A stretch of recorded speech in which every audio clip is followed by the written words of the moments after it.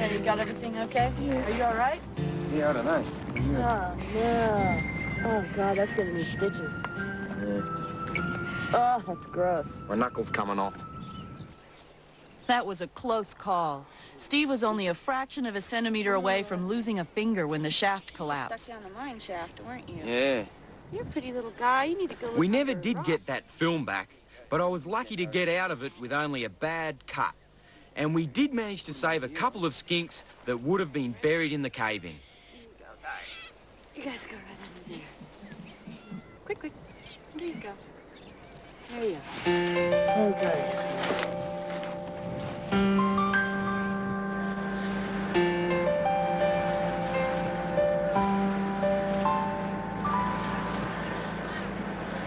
In places where the land is so arid, the competition for food in the wild can be fierce.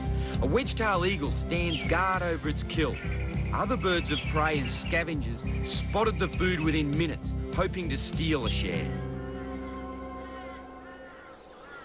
At first, it looks like the crows have won. Hit-and-run tactics show early promise of being rewarded as the wedge-tailed eagle flies away from the food. The kites are ready to move in and fight amongst themselves for the right to feed.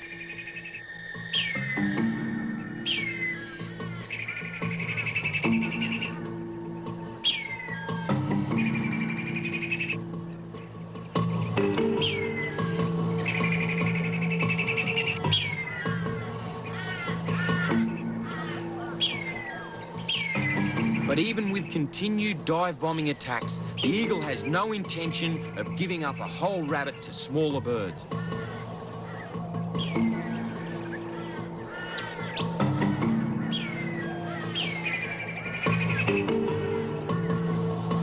The wedge-tailed eagle is king of the outback skies. And even on the ground, he seems to reinforce that status with his typical strutting walk. And the main competition now is a single crow that somehow still believes he can beat a wedge-tailed eagle to a dead rabbit.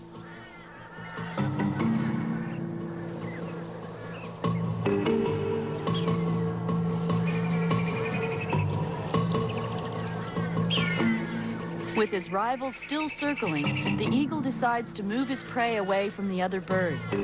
But even for a wedge-tailed eagle, the weight of a whole rabbit proves too much.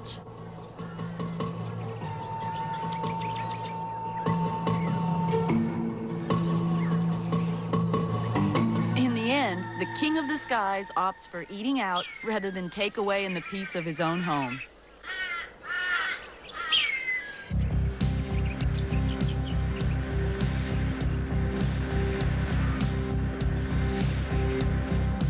We're now heading into the beautiful stretches in northern South Australia.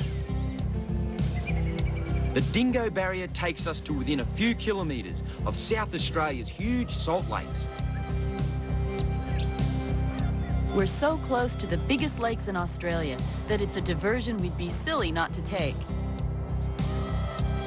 These salt lakes have formed in the lowest part of the Australian continent. We're moving down into a windswept depression that's 15 meters below sea level.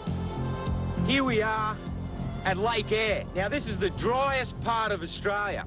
And on average, it only fills with water once every 8 years. What's incredible is it takes about 3 months to fill the huge lake and up to 3 years for it all to evaporate and drain off. One dry area.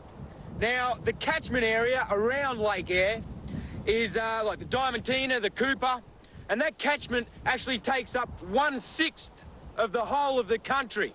And it all pours down into Lake Eyre and these dry salt lakes because it doesn't go out into the sea. So it all drains down into this central point.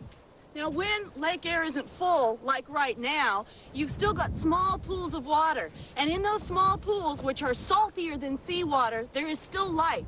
Sea lake lice and brine shrimps still exist in the bottom of these little pools. What a spectacular place.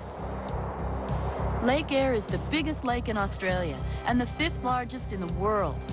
Though like other salt lakes, it's dry most of the time.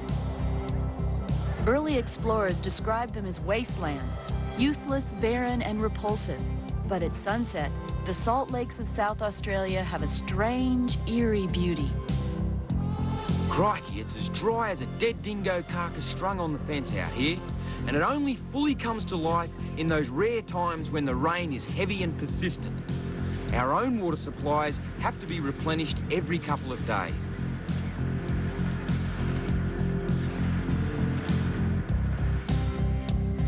Our water almost always comes from bores or dams.